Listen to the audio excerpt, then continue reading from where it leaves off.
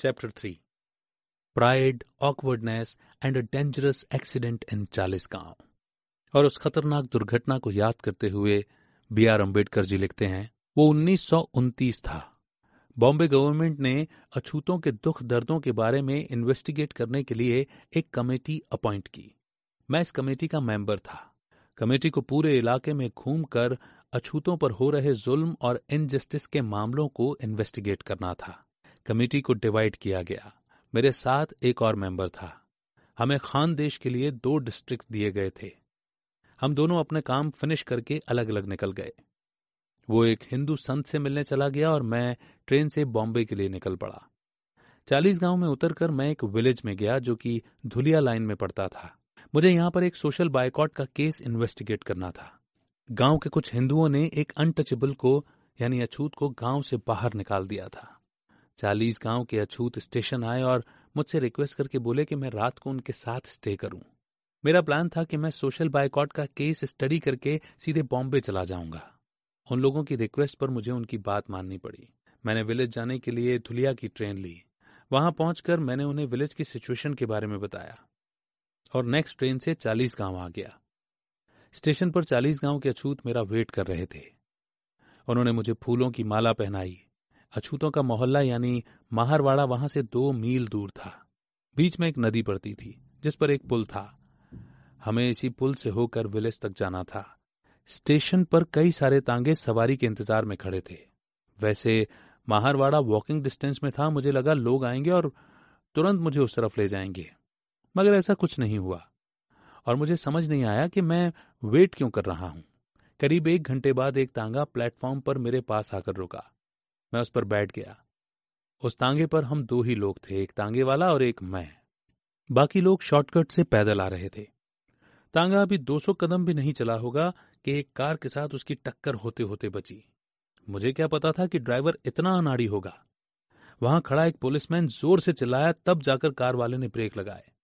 खैर, हम लोग पुल तक पहुंचे। इस पुल की रेलिंग या दीवारें नहीं थी जैसा कि अक्सर नदी के बड़े पुलों में होती हैं। 5 या 10 फीट की दूरी पर बीच बीच में पत्थर लगे हुए थे। जिस रोड पे हम आ रहे थे, ये पुल उसमें राइट एंगल पर नदी के ऊपर बना था।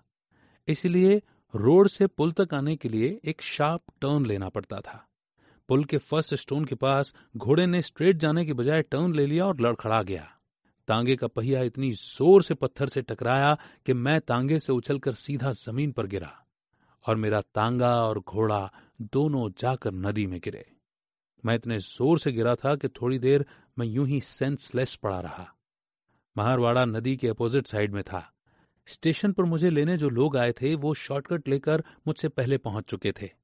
उन्होंने मुझे उठाया और माहरवाड़ा लेकर के गए। बच्चे, औरतें, मर्द सब मेरी हालत पर रो रहे थे। मैं बुरी तरह से इंजर्ड था। मेरा पैर भी टूट गया था। कई दिनों तक तो मैं चल नहीं पाया। ये सब अचानक कैसे हुआ मुझे कुछ समझ नहीं आ रहा था। डेली उस पुल से तांगे पास होते थे लेकिन कभी किसी घोड़े वाले का कंट्रोल लूज नहीं हुआ, तो फिर मेरा तांगा ही क्यों टूटा? इंक्वायरी करने पर असल बात मालूम पड़ी। रेलवे स्टेशन पर तांगा मिलने में टाइम इसलिए लग रहा था क्योंकि कोई भी तांगे वाला एक अनटचेबल को अपने तांगे में बिठाने को रेडी नहीं था। ये उनकी शान के खिलाफ था और मैं स्टेशन से पैदल चलकर जाऊं, ये बात महार लोगों को बर्दाश्त नहीं हो रही थी क्योंकि वो मेरी बड़ी रिस्पेक्ट करते थे। तो डिसाइड ये हुआ कि तांगे वाला अपना तांगा रेंट पर देगा मगर खुद नहीं चलाएगा। महार लोगों को कोई दूसरा ड्राइवर ढूंढना होगा जो मुझे बैठकर माहरवाड़ी तक लेकर के जाएं।